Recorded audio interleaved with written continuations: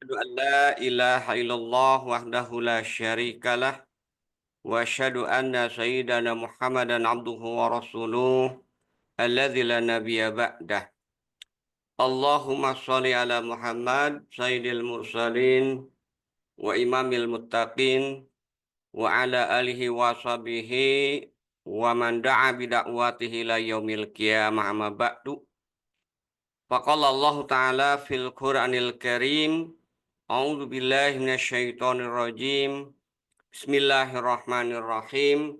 Kuntum khaira ummatin ukhrijat linasi ta'muruna bil ma'ruf wa tanhauna 'anil munkar wa tu'minuna billah al-ayah. Wa qala Rasulullah sallallahu alaihi wasallam, man 'amila amalan laisa 'alaihi amruna fahuwa radun al-hadis. Bapak Ibu jamaah syiar malam rahimakumullah, alhamdulillah malam ini kita kembali bisa bertemu lewat Zoom ya, dalam agenda rutin kita yaitu bedah kitab, sharing atau diskusi terkait dengan bedah kitab kritik terhadap pemikiran barat kapitalis. Pada malam ini kita akan menuntaskan bagian kritik terkait dengan sains dan metodologi metode ilmiah ya. Jadi kritik terkait dengan sains dan metode ilmiah itu masih ada satu pertemuan lagi. Minggu depan kita akan membahas terkait dengan konsepsi kebenaran ya. Itu terakhir baru kita masuk ke kritik bab baru gitu kan. Nah, pada kesempatan malam ini saya masih melanjutkan. Suara saya jelas ya, Bapak Ibu sekalian?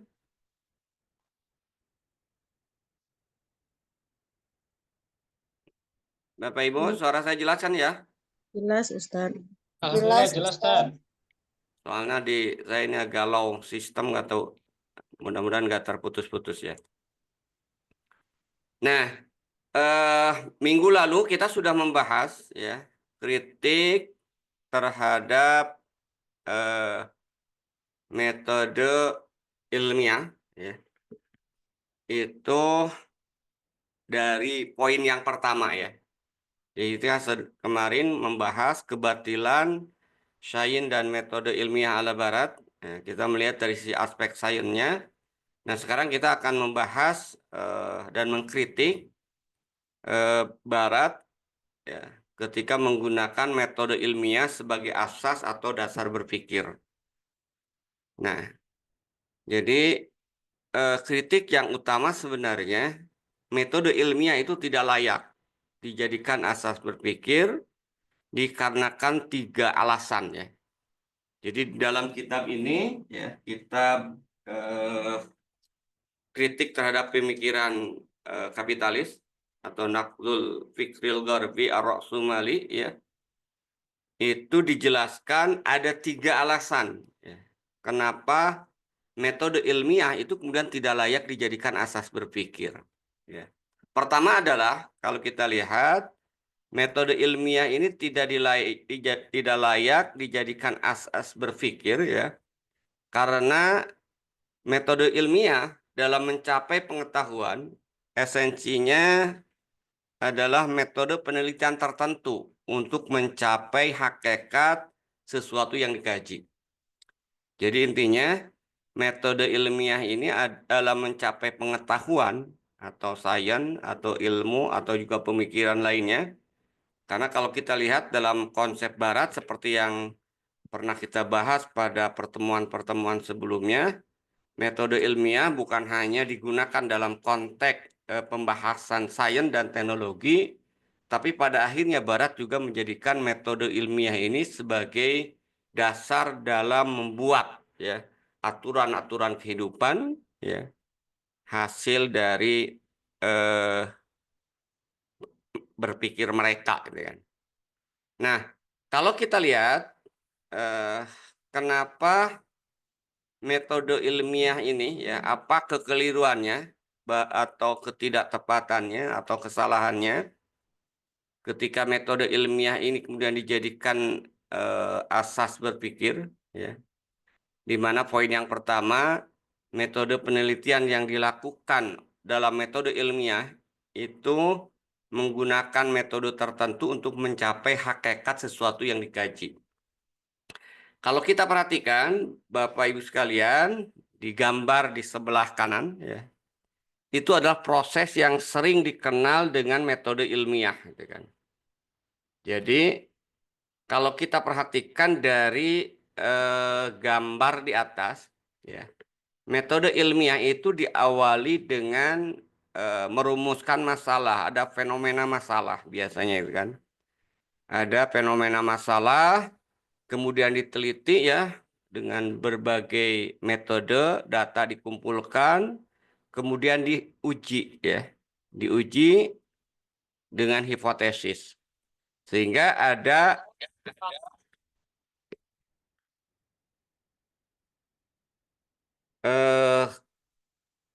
kesimpulan yang sebelumnya dibangun ya dalam metode ilmiah itu kalau kita lihat itu kemudian diabaikan dulu gitu kan.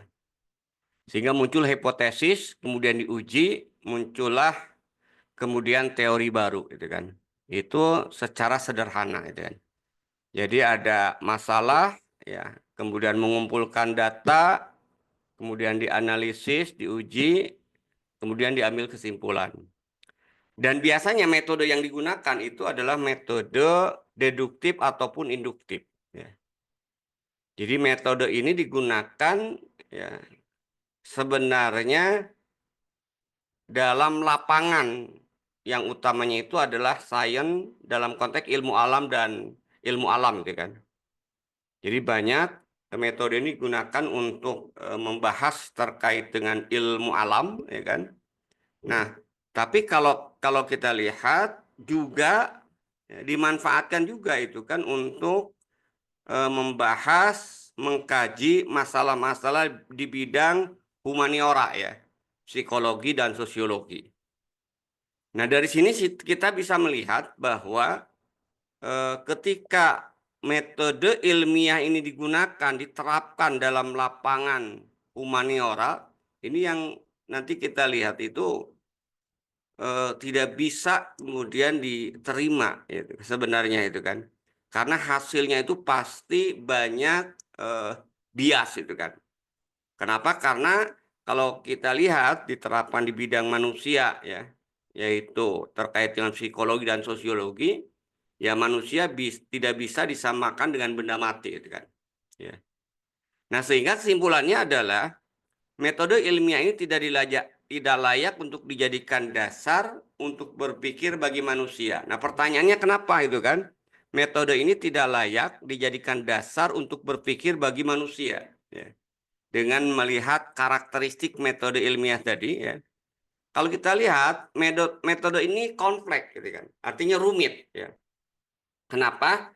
Karena ketika seseorang melakukan penelitian dengan metode ilmiah, dia akan tunduk pada hukum-hukum dan syarat-syarat tertentu yang kadang-kadang tidak bisa dipenuhi atau diamati oleh setiap manusia. Ya. Orang yang melakukan penelitian itu harus sudah expert, ya. Harus punya basic pengetahuan yang luar biasa, gitu kan. Nah, sehingga kalau kita lihat metode berpikir ilmiah ini itu kan nggak bisa dijadikan dasar berpikir bagi semua orang. Berarti hanya untuk orang-orang tertentu. Ya, yang berpendidikan, kalau sekarang itu berarti dia sudah belajar metode ilmiahnya gitu kan. Belajar metode penelitiannya gitu kan. Belajar juga rumus-rumus statistiknya itu kan yang rumit tadi itu kan. Sehingga yang bisa menggunakan metode ini itu hanya untuk orang tertentu. Padahal kalau kita perhatikan, ketika kita berbicara terkait dengan kebenaran, ya, atau berbicara terkait dengan pengetahuan, itu kan semua hak semua orang. Karena hak semua orang seharusnya ya bisa diakses, bisa kemudian dilakukan oleh setiap orang untuk berpikir mencapai satu kebenaran. Nah, sementara tadi dengan metode ilmiah itu nggak bisa gitu kan. Kenapa? Karena tadi memiliki karakteristik dan syarat-syarat tertentu. Ya. Nah, kita lihat bagaimana proses dan hasilnya dari penggunaan metode ilmiah ini, ya kan? Seperti yang pernah kita gambarkan untuk menunjukkan di mana letak kesalahannya, itu kan? Bahwa metode ilmiah yang digunakan oleh Barat untuk mengkaji bidang-bidang sains, baik ilmu-ilmu alam seperti yang saya katakan tadi, maupun juga terkait dengan ilmu-ilmu perilaku manusia atau humaniora, psikologi dan sosiologi, itu sebenarnya muncul setelah terjadi pergolakan pemikiran yang cukup keras di abad pertengahan, di awal-awal sudah kita bahas itu kan, di antara kelompok ilmuwan dan gerejawan, di mana masing-masing kemudian bersikukuh itu kan, gerejawan bersikukuh dengan dogmatis gerejanya, ilmuwan dengan masa pencerahan tadi setelah menemukan kemudian sains dan teknologi yang ternyata banyak bertentangan dengan dogmatis gereja, maka dihasilkan sebuah kesepakatan yaitu sekulerisme. Ya. Jadi pembebasan dari belenggu gereja dan meninggalkan aturan agama serta bersandar pada akal manusia. Jadi metode ilmiah akhirnya itu kan dijadikan senjata ya, seperti yang pernah kita bahas sebelumnya, untuk menentukan sistem bagi individu dan masyarakat dalam menjalankan urusan kehidupannya. Nah, sehingga dengan metode ilmiah ini kalau kita lihat ya, terjadi perubahan mendasar berpikir di kalangan ilmuwan barat pada masa itu. Dari berpikir ya yang didominasi oleh gereja ya, itu berubah menjadi metode berpikir yang didasarkan kepada metode ilmiah yang tadi yang dikembangkan oleh ilmuwan. Ya. Sehingga berubah dari otoritas gereja menjadi otoritas sains atau ilmuwan.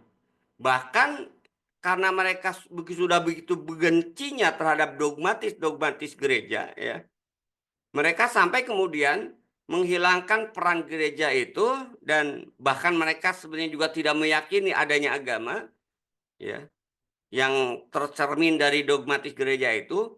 Mereka memunculkan atau menjadikan sains ini sebagai agama, gitu kan. Ya.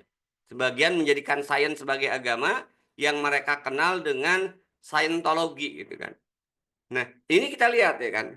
Nah, kalau kita perhatikan dari situ kita bisa melihat bahwa metode ilmiah itu dijadikan dasar oleh Barat. Padahal tadi kalau kita lihat ya, metode ilmiah intinya itu tidak bisa kemudian digunakan oleh sembarang orang.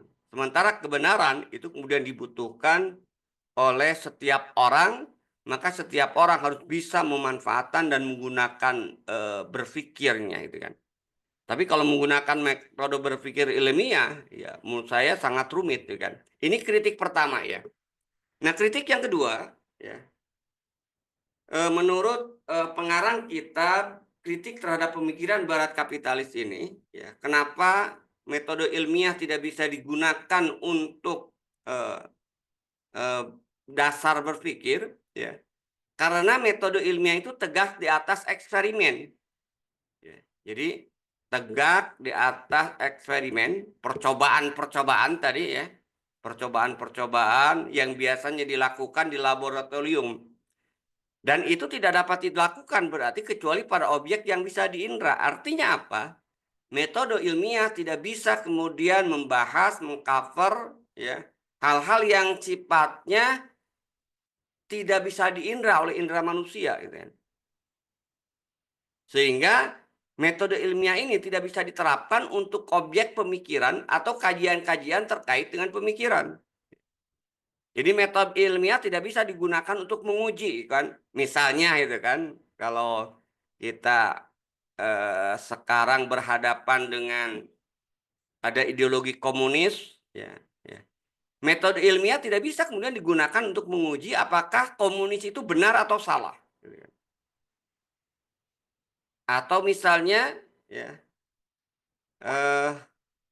yang menjadi dasar negara kita, ya, Pancasila misalnya, metode ilmiah tidak bisa digunakan untuk mengkaji apakah Pancasila itu benar atau tidak, itu kan. Kenapa? Ya karena metode ilmiah tadi menurut kitab ini tegak atas dasar eksperimen, nggak bisa kemudian dieksperimenkan pemikiran-pemikiran tadi. Nah, sehingga ketika metode ilmiah ini dijadikan asas berpikir, itu akan menghasilkan kesalahan yang fatal ketika diterapkan pada bidang penelitiannya itu manusia, objek penelitiannya itu manusia, itu kan. Ya.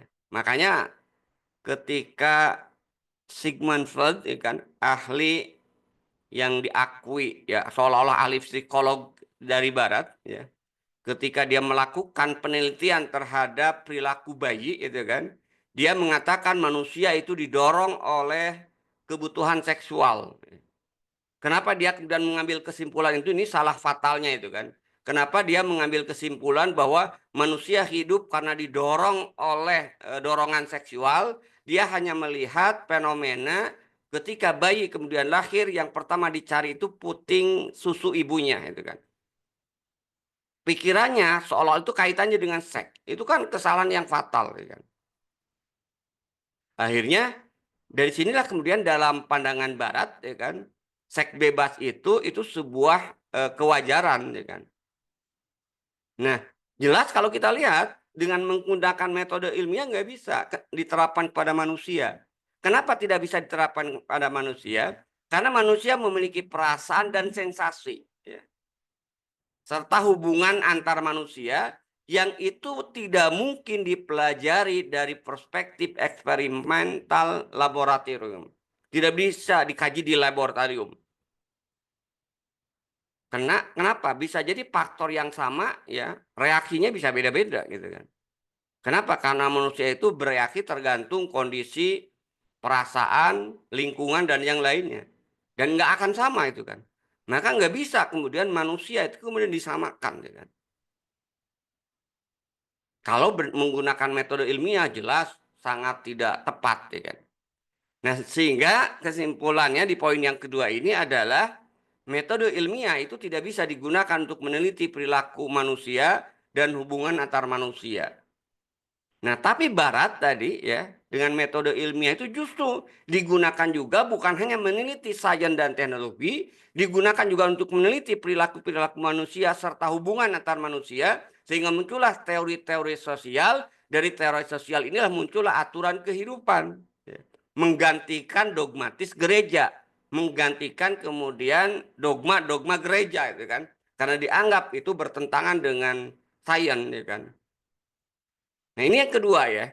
Kenapa metode ilmiah tidak layak dijadikan asas berpikir? Kemudian yang terakhir, ya, kenapa metode ilmiah tidak layak kemudian dijadikan asas untuk berpikir? Ya. Karena metode ilmiah hasilnya itu adalah bersifat zon, dugaan, tidak menghasilkan kebenaran yang sifatnya qot'i, kebenaran yang sifatnya pasti, gitu kan. Sehingga karena bersifat dugaan atau zon, maka potensi salah itu sangat besar. Dan ini tergambar itu kan dari pernyataan mereka di kalangan mereka bahwa pengetahuan ilmiah itu pengetahuan yang digambarkan sebagai sesuatu yang sifatnya probabilistik, serba kemungkinan, sehingga bahasanya itu tidak ada kebenaran yang mutlak, semua kebenaran relatif, ya. Itu kan ada view mereka itu kan, ya. Dengan menggunakan metode ilmiah ini, gitu kan. Padahal dari situ aja sudah kita lihat kesesatannya, ya. Misalnya itu kan di syiar malam ini yang hadir ini kan ada wanita, ada laki-laki, itu kan. Kan nggak bisa dikatakan bahwa ketika saya mengatakan misalnya Ustadz Herman Basir itu perempuan, ya kan. Kenapa? Ya itu kan berdasarkan persepsi saya perempuan, ya kan. Dan kebenaran itu relatif, ya. Nah, nggak bisa. Artinya apa? Ya karena tidak semua pengetahuan itu memiliki sifat probabilistik. Ya. Ada yang benar, gitu kan. Maka tidak semua kebenaran itu sifatnya relatif. Kebenaran yang sifatnya relatif itu hanya pada sains. Nah, sehingga ketika sains itu digunakan untuk dasar berpikir tadi, jelas berarti ini rancu dan salah itu kan. Kenapa? Karena tadi yang namanya probabilistik itu hanya terkait dengan sains. Sementara kehidupan manusia itu tidak semuanya berhubungan dengan sains. Aturan itu kan terkait dengan konsep kehidupan, ya. Itu jelas nggak bisa, tidak selalu yang namanya pengetahuan terkait dengan manusia itu probabilistik. Ada manusia laki-laki dan perempuan itu faktanya sudah nggak bisa ditolak. Ada kebenaran yang mutlak. Si fulan itu laki-laki itu mutlak kebenarannya. Si fulanah itu perempuan itu mutlak kebenarannya, tidak relatif lagi gitu kan. Nah, tapi kalau menggunakan metode ilmiah semua bisa direlatifkan. Ya. Yang kedua, untuk menunjukkan bahwa kebenaran metode ilmiah itu bersifat zon, pengetahuan ilmiah itu memiliki sifat progresif. Progresif itu artinya apa? Sekarang benar belum tentu yang akan datang benar, gitu kan. Bisa berubah. Ya. Sekarang salah bisa benar, sekarang benar bisa salah, gitu kan. Nah, artinya kalau kita lihat dari dua karakteristik ini, yaitu metode ilmiah yang sifatnya probabilistik dan progresif, itu menghasilkan pengetahuan yang senantiasa berkembang, tumbuh, dan kemudian bisa dimodifikasi. Artinya apa? Artinya sains, bukan sains apa? Artinya pengetahuan itu tidak bersifat pasti, ya karena tidak bisa pasti tadi, maka metode ilmiah tidak layak untuk dijadikan dasar berpikir manusia. Kenapa? Karena tidak menghasilkan sesuatu yang final tentang eksistensi manusia, keberadaan manusia, serta sifat-sifat manusia. Bahkan juga tidak mampu kemudian menjangkau esensi manusia dan kehidupan alam semesta ini. Nah, makanya kalau kemudian menggunakan metode ilmiah, itu yang akan dihasilkan dalam konsep terkait dengan eksistensi manusia itu adalah dilusi, gitu kan. Jadi metode ilmiah hanya akan menghasilkan dilusi tentang keberadaan manusia dan hilangnya makna kehidupan. Nah, itu kritik yang ketiga, kekeliruan yang mendasar 3 poin dari metode ilmiah ketika dijadikan dasar atau asas berpikir. Ya.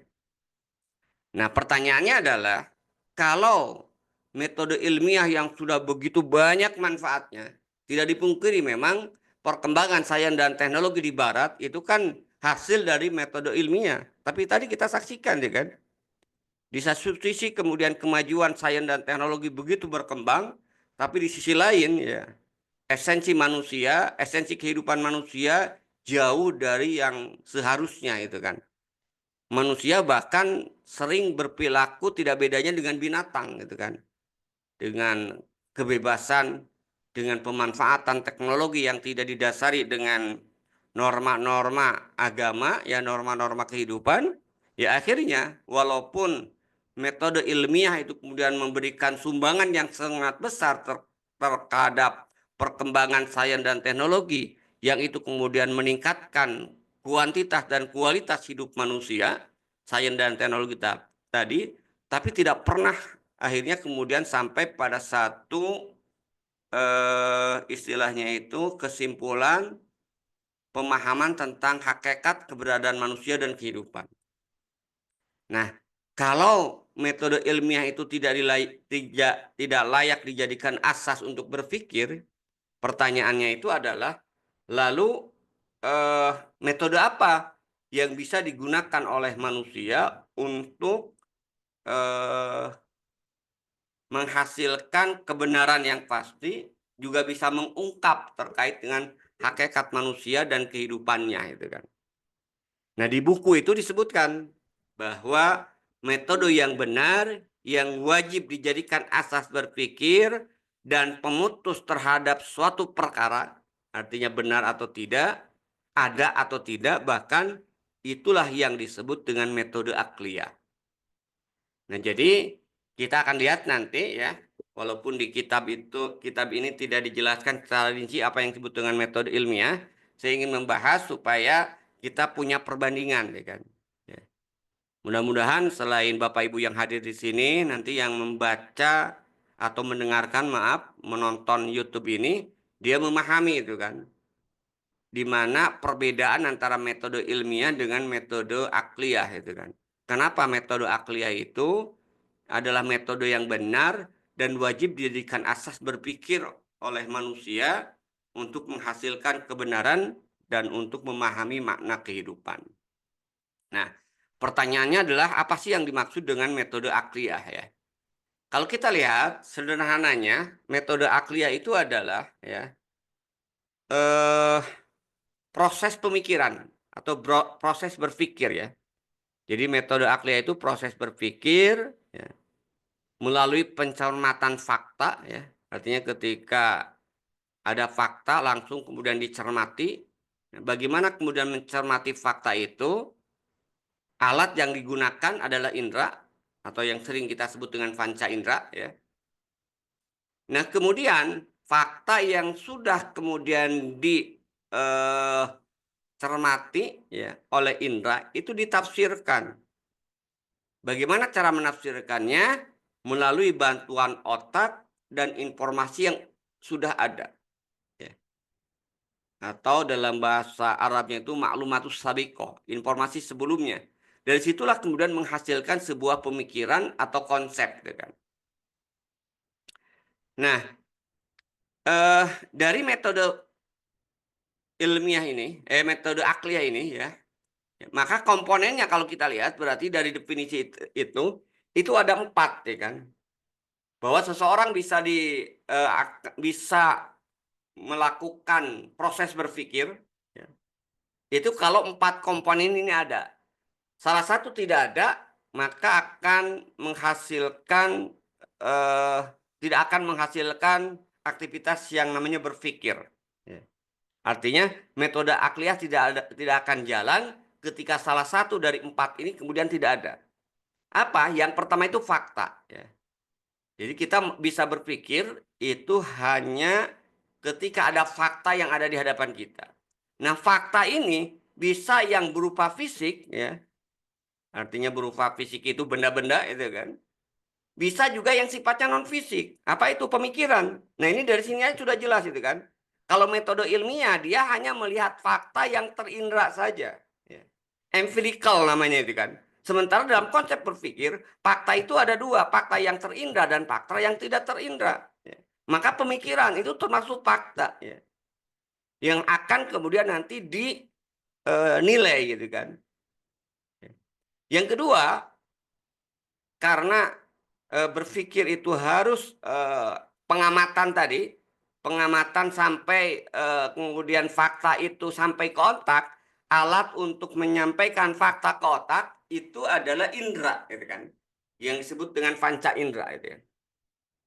Baru yang ketiga ada otak. Nah yang keempat, yang ini yang sangat mendasar, ya juga itu kan, harus ada informasi sebelumnya. Tanpa ada informasi sebelumnya, sampai kapanpun manusia tidak akan pernah bisa berpikir.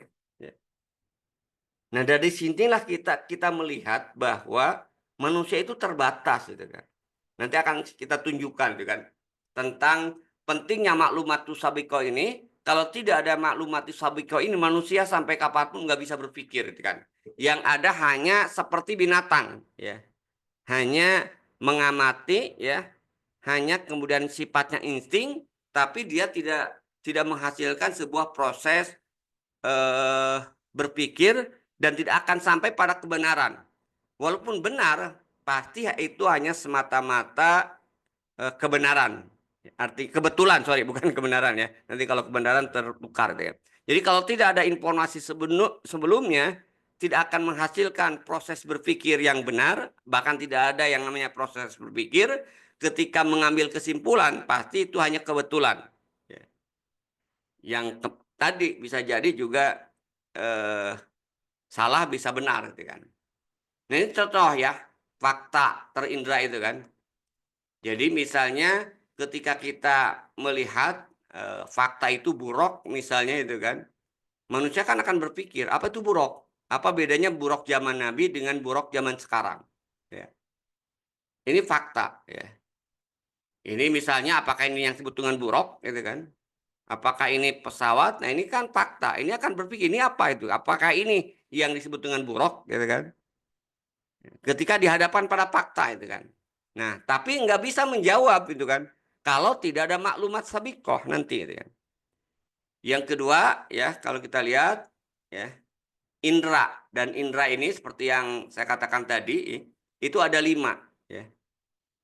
Makanya disebut dengan panca indra itu kan. Ada penglihatan, ada pendengaran, penciuman, pengecap dan peraba. Fakta itu tidak harus melalui mata. Makanya orang buta bisa berpikir ya. Fakta tidak harus masuk melalui telinga. Makanya orang tunarungu juga bisa berpikir. Kenapa? Karena ada indera yang lainnya. Ada penciuman, ada pengecap, dan ada kemudian peraba. Nah, untuk bisa berpikir, syarat minimal berpikir manusia punya 2 indera ini. Penglihatan dan pendengaran, ya kan? Nah, dengan penglihatan, pendengaran, ya kan? Penciuman, pengecap dan peraba juga masih bisa berpikir, gitu kan? Kenapa? Ya walaupun belum sempurna itu kan. Cuman agak lambat ya kan. Ya. Beda dengan penglihatan. Penglihatan itu kan ketika ada langsung gitu kan. Pendengaran ketika bunyi langsung kedengar gitu kan. Nah, sementara penciuman, pengecap dan peraba itu agak lama. Tapi tetap ini adalah satu proses yang bisa menghantarkan fakta kita ke otak gitu kan. Nah, yang ketika otak gitu kan. Nah, yang harus dibedakan otak itu tidak sama dengan akal. Jadi akal itu justru prosesnya. Kalau otak itu adalah memorinya. Jadi kalau dalam konteks komputer otak itu memori gitu kan. Ya, prosesor, maaf prosesornya itu ya.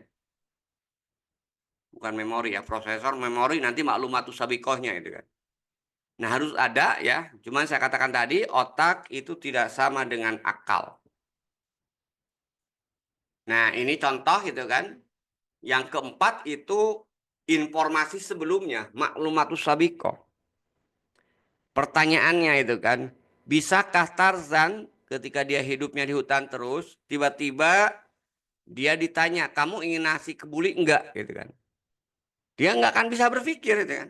Apa nasi kebuli itu kan? Apakah nasi yang kebul-kebulan gitu kan? Yang ada asapnya gitu kan? Sesuai dengan namanya kebul itu bahasa Sunda itu asap gitu kan.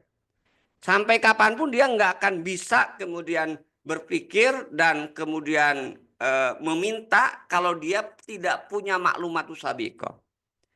Sehingga ketika ditawari nasi kebuli ya dia nggak akan reaksi itu apa itu nasi kebuli kalau dia tidak ada informasi. Baru ketika ada informasi baru kemudian bisa berpikir gitu kan. Jadi perlu maklumat sebelumnya, informasi sebelumnya untuk menghasilkan sebuah proses berpikir. Nah ini contoh itu kan. Bapak Ibu sekalian, kalau saya tanya itu kan, bisakah membaca tulisan ini? Padahal kita sudah lengkap, kita punya faktanya ada, ini gambar itu kan. Kemudian indranya ada, mata itu kan, otaknya kita sudah punya itu kan.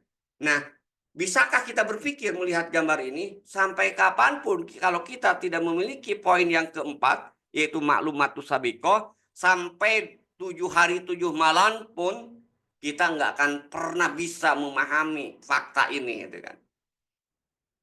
Ya, kecuali belajar dulu, baca dulu gitu kan. Belajar dulu gitu kan. Nah, baru itu kan bisa. Artinya kalau kita lihat tadi metode ilmiah itu tadi nggak bisa metode inilah keunikan dan keistimewaan metode berpikir harus kemudian lengkap gitu kan. Dan ketika kemudian lengkap maka kesimpulannya itu nanti benar gitu kan. Pasti gitu kan. Tidak diraba-raba lagi gitu ya. Nah, baru setelah belajar coret-coret ada maklumat sabikoh, kita bisa membaca tulisan itu gitu kan. Ya. Nah, contoh lain gitu kan. Ini gitu kan. Kita bisa mengatakan bahwa ini adalah apa istilahnya itu? jam waker itu kan. Fakta ini faktanya ya. Realitas yang terindra masuk lewat alat indranya apa? Mata, tangkap. Kemudian mata menyampaikan informasi ke otak. Informasi ke otak gitu kan. Dari otak cari-cari gitu kan. Adakah ya di memori itu barang seperti ini? Kalau tidak pernah punya memori barang seperti ini, sampai kapanpun tidak akan bisa ngambil kesimpulan. Jadi saya teringat dengan kisah ya, ketika Barat itu terbelakang, kemudian sementara kaum muslimin sudah berkembang ya, menemukan jam, membawa jam ya, sampai bunyi jam itu karena mereka kemudian tidak punya maklumat sabiqah terkait dengan benda itu, ketika ada bunyi jam mereka katakan itu ada jin gitu kan. Ini contoh itu kan. Betapa pentingnya kemudian maklumatus sabiqah sehingga menghasilkan sebuah pemikiran.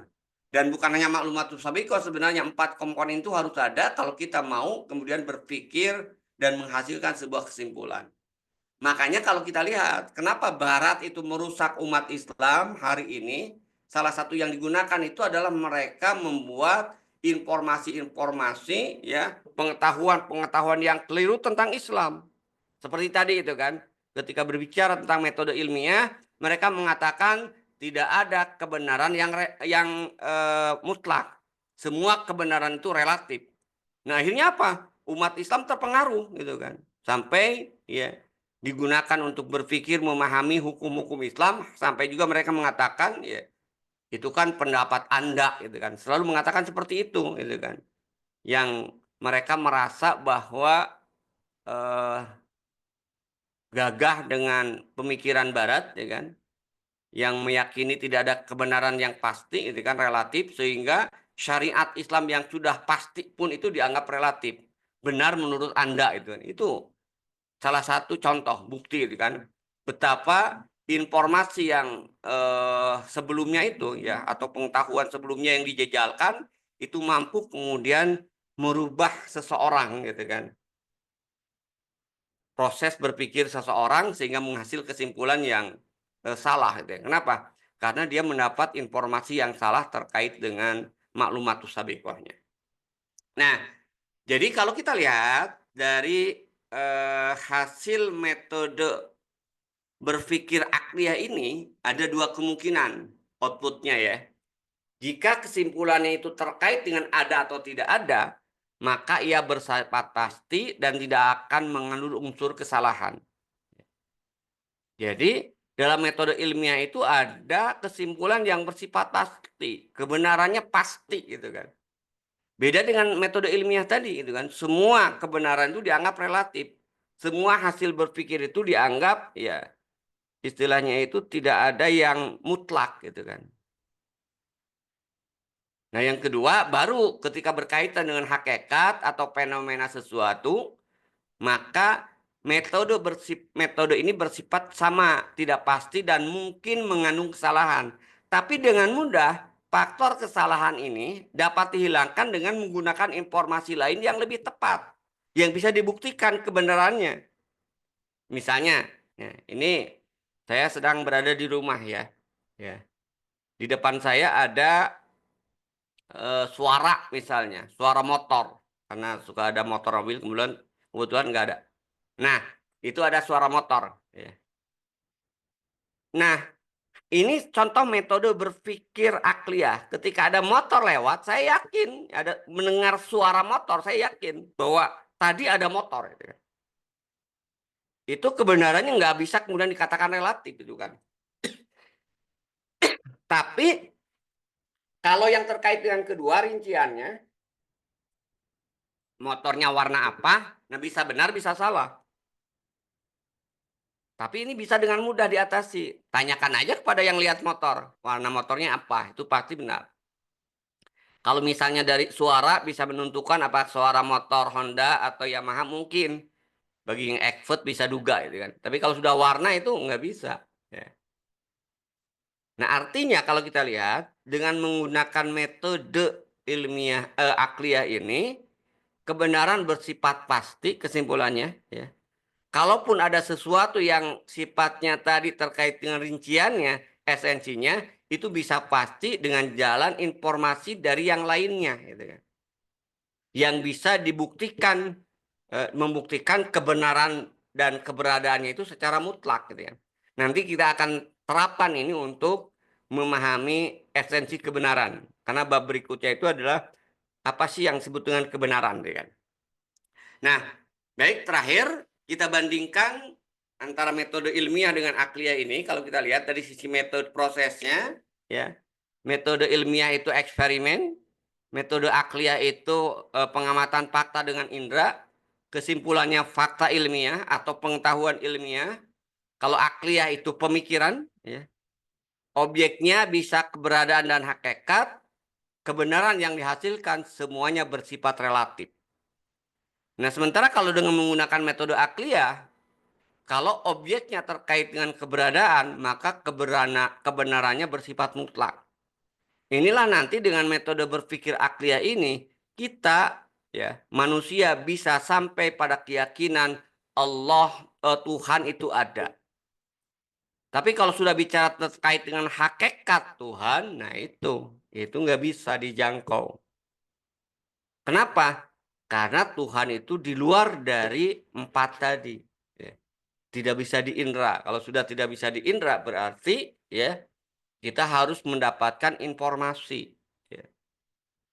Nah, terakhir di buku tersebut dijelaskan, ya, apa sih keistimewaan metode akliyah ini sehingga bisa dijadikan dasar berpikir, ya, oleh manusia siapapun, ya kan, kalangan manapun, sehingga mampu kemudian bisa menentukan kebenaran, ya kan. Yang pertama, ya, metode akliyah itu keistimewaannya mampu menciptakan pemikiran-pemikiran baru.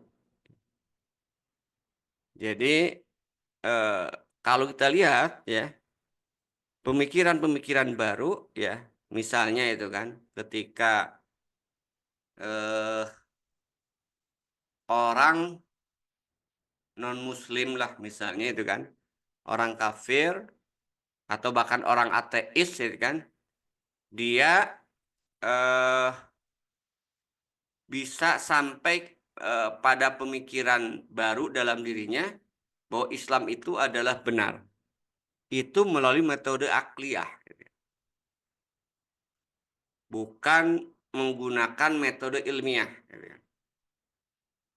Contoh, ya, bagaimana seorang saintis, ya, yang melakukan penelitian, ya, terkait dengan mayatnya Firaun, ya, mumi raja-raja Mesir, dan kemudian diteliti, ya, kemudian ada mayat atau muminya Firaun salah satu. Nah, kemudian dia sampai meyakini kebenaran Al-Quran itu berdasarkan fakta tadi, ya. Dia tidak, istilahnya itu bukan tidak meyakini, tidak mengikuti peristiwa tenggelamnya, ya kan, tenggelamnya Firaun, ya, ketika mengejar Nabi Musa itu kan. Tapi dengan metode akliyah dia, akal dia. Jadi bukan metode ilmiah yang digunakan oleh dia sampai menghasilkan sebuah keyakinan bahwa ternyata Islam itu benar itu kan. Metode yang digunakan itu metode akliyah, tidak menggunakan ilmiah. Metode ilmiahnya hanya sekedar untuk membuktikan itu aja itu kan. Membuktikan bahwa oh itu benar itu kan, bahwa ternyata mayat itu, ya, kemudian ada pasir yang tenggelam, ya. Pasir yang tenggelam, pasir di tubuh mumi tadi, ya, yang menggambarkan itu hasil dari laut, ya kan. Nah, kemudian akalnya jalan, dia kaitkan dengan informasi yang berada di dalam Al-Quran, sampai kemudian akhirnya dia beriman, ya kan. Jadi itu yang pertama itu kan. Jadi hasil metode akliyah itu mampu menciptakan pemikiran-pemikiran baru, itu kan. Kalau kita lihat kan kemajuan sains dan teknologi, peradaban Islam, termasuk juga baik dari sisi sains dan teknologi, maupun juga pemikiran-pemikiran yang sifatnya sakopah, seperti bahasa Arab, ya, dan dengan berbagai turunannya, itu dihasilkan melalui metode akliyah. Dan yang kedua tadi ya, metode akliyah keistimewaannya itu adalah mampu untuk memberikan hasil yang pasti tadi. Ya. Jadi yang bersifat qot'i.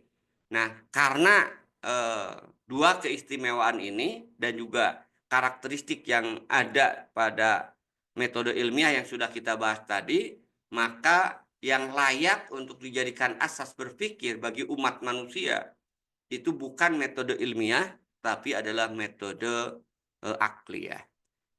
Itu barangkali ya Bapak Ibu sekalian yang bisa saya sampaikan pengantar diskusi pada kesempatan malam ini ya untuk kita kaji bersama, itu kan, pahami bersama, itu kan.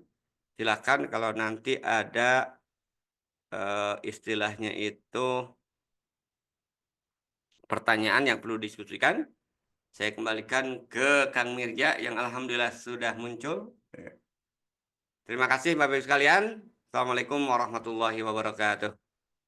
Waalaikumsalam warahmatullahi wabarakatuh. Alhamdulillah Bapak Ibu sudah sama kita dengarkan bersama tadi pemaparan materi dari Ustadz tentang metode berpikir ya.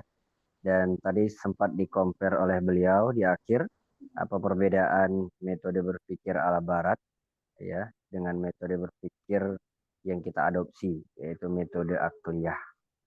Nah, kalau di pekan yang lalu ada yang bertanya tentang Ustadz, seperti apa konsep berpikir akliyah itu? Apa ciri-cirinya, karakteristiknya, dan contoh-contohnya. Nah, tadi sudah dijelaskan oleh beliau. Ada 4 komponen yang harus dimiliki. Ada fakta, ada otak, ada panca indera, dan terakhir maklumat sabiqah. Sehingga ketika keempatnya bersatu padu, terjadilah proses berpikir. Nah, Bapak Ibu, sambil review, saya tunggu Bapak Ibu yang pengen bertanya. Boleh langsung raise hand dan open mic. Boleh juga dituliskan di kolom komentar. Nah, untuk di awal saya mau cek dulu yang di kolom komentar. Mohon izin bertanya dengan chat karena mikrofon rusak. Iya, nggak apa-apa Bu Afifah, silakan ditulis. Saya kira tadi Ustadz tulisan yang di tulisan Chinese atau tulisan Jepang itu. Artinya Konoha itu, Ustaz. Oh, gitu ya. Oh, itu maksud antum, iya. Ternyata itu belajar singkat aku cinta padamu itu ternyata. Bisa buat gombal Ustaz ya, gombal orang rumah. Ya, baik. Nah, di sini ada pertanyaan Ustadz dari Abu Syuhada. Nah, ini orang Marelan ini Ustadz, orang Marelan Medan.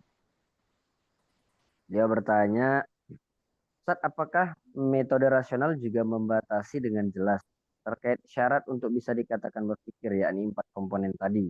Harus adanya otak yang sehat, informasi sebelumnya, fakta yang terindra, dan panca indera. Apakah metode rasional juga membatasi dengan jelas terkait syarat untuk bisa dikatakan berpikir? Nah, Ustadz, sudah sudah nangkep Ustadz dari pertanyaan ini Ustadz. Kalau belum Ya, kita akan konfirmasi. baik.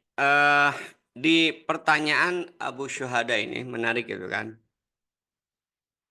Jadi itu harus 4 komponen tadi. Pertanyaannya apakah ide atau pemikiran dapat dikatakan fakta yang terindah? Iya, fakta yang terindah. Terindahnya lewat apa? Terindahnya lewat tadi ya. Pemikiran itu lewat apa? Kalau dibaca ya berarti itu lewat pemikiran, lewat mata gitu kan. Kalau kita dengar itu kan berarti lewat pendengaran ya kan. Kalau huruf-huruf braille berarti lewat perabaan ya kan. Jadi itu fakta yang indra. Atau tidak ada, sudah ada sebenarnya di otak kita, di pikiran kita. Nah itu berarti faktanya itu sudah ada di otak. Nah artinya sudah ada di dalam, sudah terekam. Kan fungsi panca indera itu kan sebenarnya untuk merekam gitu kan. Untuk merekam ya, merekam apa yang kemudian didapatkan, yang akan dicermati. Nah, pemikiran itu sesuatu yang bisa diindra. Misalnya itu kan, ya contoh ya, tentang pemikiran komunis, ateis ya, yang tidak mempercayai adanya Tuhan. Nah, itu nanti kita akan kaji itu kan. Akan dipikirkan itu fakta. Jadi fakta pemikiran Tuhan itu tidak ada. Ya. Nah, itu sudah masuk ke dalam otak kita. Ya. Kemudian kita akan, berarti kan sudah menggunakan dua komponen itu kan. Otak dan indera itu kan. Inderanya tadi sudah lewat baca itu kan misalnya. Kemudian masuk. Nah, nanti ya akan kita uji dengan maklumatus sabiqah. Informasi sebelumnya. Kita punya nggak informasi sebelumnya? Kalau kita tidak punya informasi sebelumnya, ya apakah Tuhan itu ada atau tidak, maka nggak akan sampai pada kesimpulan, ya kan? Komunis itu kesimpulan itu sesat misalnya. Ya. Tapi kalau kita punya maklumat sebelumnya, ya, maka kita akan sampai pada kesimpulan, orang ateis itu salah. Pemikiran ateis yang mengatakan Tuhan itu tidak apa istilahnya salah. Kenapa? Karena Tuhan itu ada. Kita punya maklumat sabiqah itu. Ya. Atau misalnya karena itu terkait dengan eksistensi Tuhan, gitu kan? Itu dihasilkan juga melalui proses berpikir sebelumnya, sehingga menghasilkan sebuah pemahaman, pemikiran bagi kita, itu kan? Misalnya di dalam ayat Al-Quran disebutkan kan, Inna fi khalqis samawati wal ardi wa ikhtilafil laili wan nahari la ayati liulil albab. Atau bagaimana kemudian orang Baduy ketika ditanya bagaimana cara kamu meyakini adanya Tuhan? Nah, orang Baduy mengatakan kotoran bekas kaki unta menunjukkan bahwa di sini ada unta. Nah, dari situ dia sampai pada simpulan ya Tuhan itu ada. Nah, barulah pengetahuan yang dia hasilkan mulai proses berpikir tadi, metode akliyah tadi digunakan untuk apa? Untuk menguji berikutnya, pemikiran berikutnya. Pemikiran yang mengatakan tidak ada Tuhan tadi, ateis tadi. Itu contoh ya. Kemudian contoh lain, pemikiran ya kapitalisme ya. Misalnya ekonomi kapitalis ya. Misalnya tentang apa? Tentang konsep liberalisasi, swastanisasi itu kan pemikiran. Nah, kita kaji liberalisasi, swastanisasi itu benar atau salah. Nah, karena itu ya yang menjadi penentunya itu adalah maklumatus sabiqah. Makanya saya sering katakan bisa jadi itu kan para pejabat di negeri ini, menteri-menteri ekonominya itu ya, ketika mereka mengambil keputusan terkait dengan ekonomi, dia menggunakan solusi ekonomi kapitalis. Kenapa? Karena maklumat sabiqahnya itu tidak ada terkait dengan ekonomi Islam. Yang ada di otaknya semuanya ekonomi kapitalis itu kan. Adapun ekonomi Islam yang ada di otaknya yang masuknya ya karena ulama-ulama terdekatnya yang jadi rujukan itu hanya menyebutkan bahwa ekonomi Islam itu adalah lembaga keuangan ya. Sementara mereka tidak pernah menyampaikan ide bahwa ekonomi Islam itu adalah mengelola terkait dengan APBN juga. Ya, maka bisa jadi mereka kemudian mengambil solusi itu karena otaknya kapitalis. Seolah-olah di dalam Islam itu tidak ada yang terkait dengan APBN, pengaturan APBN. Atau dijustifikasi misalnya ya, yang sekarang contoh pemikiran lainnya ya. Sekarang kan sedang rame-rame nih ya. Kita dibohongi dengan PPN 12% ya kan. Katanya dibatalkan tapi ternyata bukan dibohongi ya nggak tahu ya, atau karena sistem sudah dibuat ya kan. Karena kemarin itu kan katanya dibatalkan, tapi faktanya banyak yang belanja transaksi itu sudah masuk gitu ya. Nah, pertanyaannya ketika para pengambil kebijakan di negeri ini gitu kan menerapkan pajak, itu kan konsep terkait dengan pajak itu pemikiran. Nah, pemikiran itu harus dinilai kan, apakah betul enggak ya rakyat itu dipajak, boleh enggak? Kalau dia kemudian tidak punya maklumat sabiqah yang benar ya pandangan pajak menurut Islam, maka dia ya tidak akan meyakini bahwa pajak itu haram, gitu kan. Apalagi kalau ada pembisiknya, ya, ustadz yang dijadikan rujukannya, oh pajak itu demi apa istilahnya kepentingan negara nggak haram, nah, udah dia nggak akan merasa berdosa gitu kan. Paling pun dia akan merasa berdosa ketika banyak protes, demonstrasi, ya, karena menaikkan PPN itu tidak tepat waktu. Jadi bukan merasa berdosa karena memajaknya. Tapi kalau dia mengerti itu kan pemikiran Islam yang benar itu kan, yang mengharamkan PPN, ya, maka dia akan mengatakan PPN, pembebanan PPN adalah kebijakan yang zalim, kebijakan yang jahat, kebijakan yang berdosa, yang pengumutnya, pengambil kebijakannya diancam dengan neraka karena ada hadis Rasulullah la yadkhulul jannah sahibu maksi. Jadi itu ya Ustaz Abu Syuhada, bahwa pemikiran itu adalah sesuatu yang fakta yang memang bisa diindra, yang nanti bisa kemudian dipikirkan, dikaji sampai diambil kesimpulan, ya. Cuman kita harus punya maklumat sabikoh tadi, ya, terkait dengan fakta pemikiran tadi. Nah, kalau maklumat sabikohnya, makanya tuh yang sangat menentukan tuh maklumat sabikoh itu kan. Kalau tadi PPN 12% boleh, ya udah. Tapi kalau maklumat sabikohnya PPN 12% haram.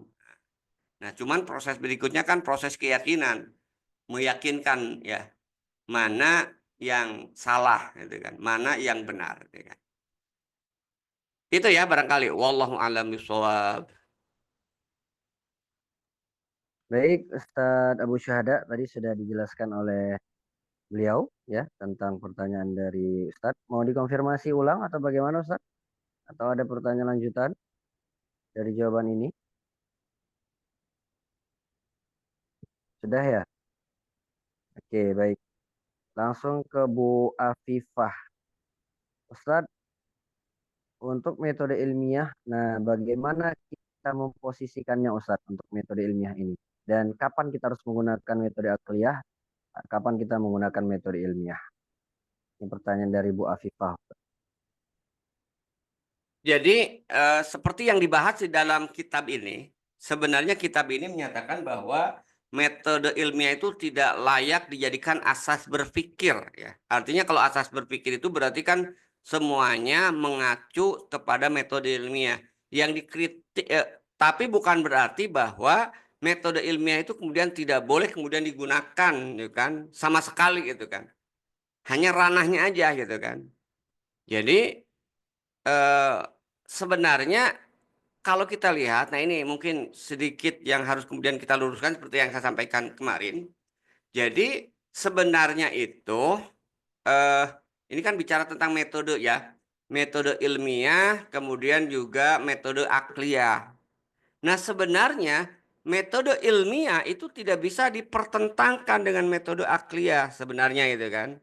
Karena metode ilmiah itu salah satu bagian dari metode akliyah. Induknya itu metode akliyah gitu kan. Cuman untuk hal-hal yang dalam pikiran sejarah, sesuatu yang sifatnya penelitian empiris, ya, itu sering dikatakan itu adalah metode ilmiah eksperimen. Nah, karena itu sebenarnya kita lihat kalau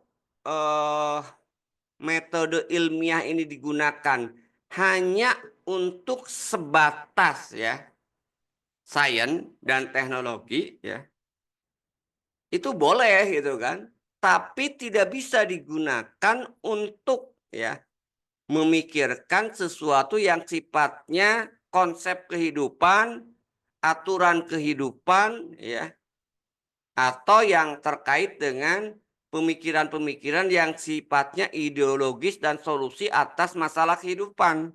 Ini nggak bisa itu kan. Ya. Jadi metode ilmiah dalam pengertian tadi, ya, yang saya katakan tadi, ya, yang sebenarnya kan di beberapa kitab yang saya baca itu kan metode ilmiah itu dalam hal-hal tertentu itu bagian dari metode akliyah, berpikir menggunakan akal, cuman untuk hal yang terkait dengan fakta terindra gitu kan. Artinya yang bisa diraba ya. Namanya itu hisyiyin gitu kan. Nah, itu yang pertama itu kan. Nah, jadi kalau ditanya dalam konteks realitasnya, kapan kita menggunakan metode ilmiah, kapan kita menggunakan metode akliyah, sebenarnya kalau kaitannya dengan sains dan teknologi boleh ya kita menggunakan metode ilmiah. Misalnya kita mau menggunakan pupuk baru nih itu kan. Ya, kita buat percobaan-percobaan deh kan, pupuk mana yang tepat. Tapi ingat, di situ pun nanti ada istilahnya itu tidak boleh lepas dengan kerangka induknya. Itu makanya saya katakan tadi kan, metode ilmiah di dalam Islam itu metode ilmiah yang tidak lepas dari kerangka induknya metode akliyah. Apa yang saya maksud dengan kerangka induknya metode akliyah? Ketika kita mau melakukan percobaan, pupuk apa yang cocok untuk tanaman, nah di situ nanti ada rambu-rambu berpikir yang dihasilkan melalui metode akliyah. Apa rambu-rambu berpikirnya? Bahan yang digunakan untuk membuat pupuk, gitu kan? Jadi nggak boleh bahan yang digunakan untuk membuat pupuk itu, misalnya homer, ya kan? Kemudian bangkai, ya, atau yang diharamkan, ya. Nah, itu eh, hasil metode akliyahnya. Nah, sementara kalau ketika itu sudah diterapkan, artinya dihilangkan, silahkan gunakan metode ilmiahnya. Gunakan racikan pupuk apapun bahannya ya. Misalnya dari zat kimia ataupun juga dari herbal dikombinasikan mana yang pas untuk misalnya kebetulan saya suka sedang nanam durian, mana yang pas untuk durian sehingga durian itu kemudian hasilnya manis misalnya itu bisa diuji cobakan. Itu metode ilmiahnya, tapi metode ilmiahnya itu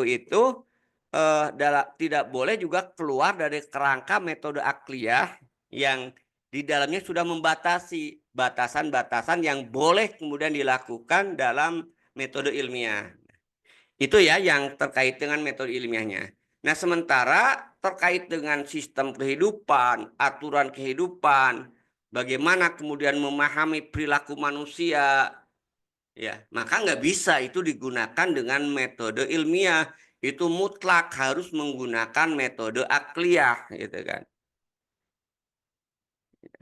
Itu ya barangkali ya.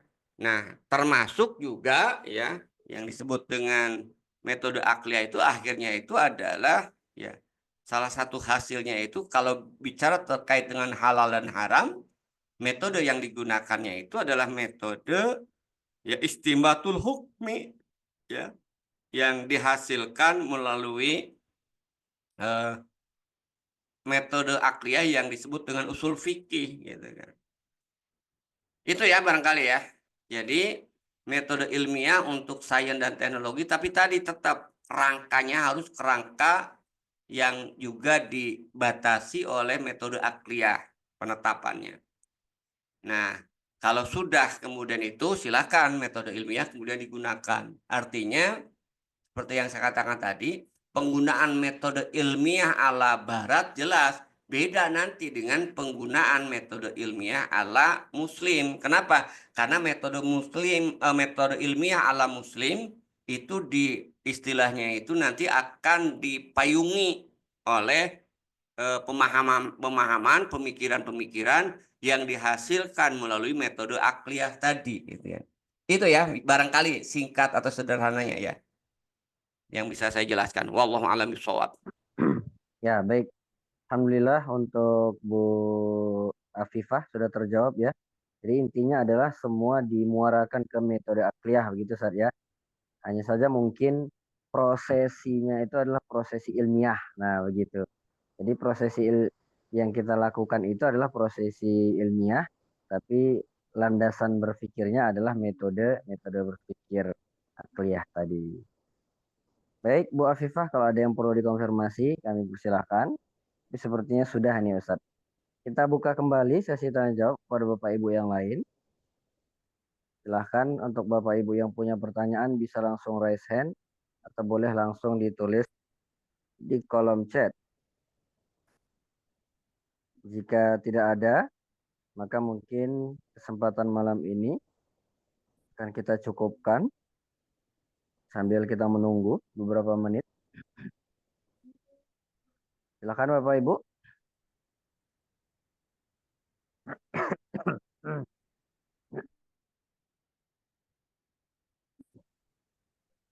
Ada Bapak Ibu? Baik Ustadz, sepertinya untuk kesempatan malam ini bisa ditutup dengan closing statement dari Ustadz terlebih dahulu. Ya, terima kasih Bapak Ibu sekalian atas kesetiaannya untuk terus ya mau mendengarkan dan berbagi ya. Mudah-mudahan ini semakin membuka wawasan kita, dan Allah memberikan hidayah sehingga kita bisa memahami. Dan yang penting adalah kita tidak silau dengan peradaban Barat, ya kan? Karena ternyata peradaban Barat itu dihasilkan dari cara berpikir yang rusak, yang akhirnya hasilnya itu adalah pemikiran rusak dan merusak. Islam sudah memberikan kerangka berpikir yang benar, yang wajib kemudian digunakan oleh manusia, ya, yaitu metode akliyah, dan dengan metode akliyah itu akan dihasilkan kebenaran dan juga kepastian terkait dengan makna hidup dan kehidupan yang harus kemudian dijalani oleh manusia, sehingga pada akhirnya karena hakikatnya itu berasal dari Allah, gitu kan, terkait dengan kebenaran dan hukum-hukum tadi, aturan-aturan tadi. Maka kalau kita menggunakan metode akliyah, hasilnya itu adalah kebahagiaan dan kesejahteraan, dan yang lebih penting itu adalah keridhaan dari Allah Subhanahu wa taala dalam menjalani kehidupan ini. Itu barangkali ya. Wallahu a'lam bishawab. Assalamualaikum warahmatullahi wabarakatuh. Waalaikumsalam warahmatullahi wabarakatuh. Jazakallah khairan Ustaz atas materinya pada malam hari ini dan jazakumullah khairan kepada Bapak Ibu yang senantiasa rutin ya istiqomah hadir untuk kesempatan kita di malam Selasanya bersama Ustadz Ari Matin. Untuk kesempatan malam ini kita cukupkan dengan lafaz hamdalah, alhamdulillah rabbil alamin dan doa kafaratul majelis. Subhanakallahumma bihamdika asyhadu an la ilaha illa anta astaghfiruka wa atubu ilaik. Kami dari kru Syiar Malam yang bertugas mengucapkan selamat menikmati